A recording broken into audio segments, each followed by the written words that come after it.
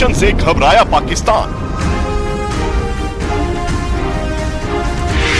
Tank के लिए चीन के सामने गिड़गिड़ाया पाकिस्तान।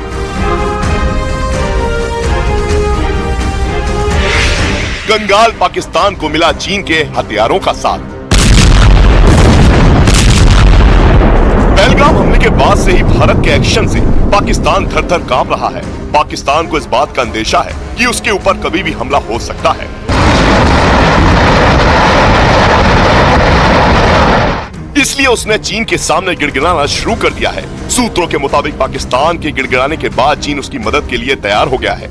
खुफिया एजेंसियों के सूत्रों ने बताया कि चीन जल्द ही टैंकों की एक शिपमेंट पाकिस्तान के कराची के लिए रवाना करेगा, जिससे इन टैंकों से पाकिस्तान भारत के ताकतवर टैंकों से मुकाबला कर सके। दरअसल खुफिया एजेंसियों के सूत्रों ने दावा किया है कि पाकिस्तान के हथियार भंडार खाली हो चुके हैं और इसलिए उसने चीन के सामने हथियारों के लिए गिड़गिड़ाना शुरू कर दिया है। खुफिया एजेंसियों के सूत्रों ने दावा किया है कि पाकिस्तान के गिड़गिड़ाने के बाद चीन उसे VT-4 नाम के टैंक की शिपमेंट भेजने के लिए तैयार हो गया है। दावा किया गया है कि अगले हफ्ते चीन से कार्गो शिप यानी सामान ढोने वाला जहाज निकलेगा, जिस पर करीब 40 VT-4 टैंक मौजूद होंगे, जो करीब एक हफ्ते बाद पाकिस्तान के कराची पहुंचेगा। पाकिस्तान इस बात से अच्छी तरह वाकिफ है कि जमीनी लड़ाई में वो हिंदुस्तान की सेना के आगे कहीं नहीं टिकता।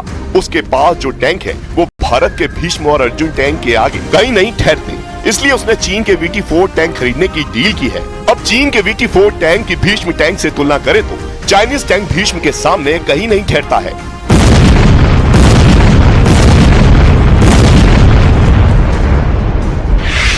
भीष्म टैंक में 125 mm स्मूथ बोर गन है तो VT-4 टैंक में 125 mm स्मूथ बोर गन लगी है।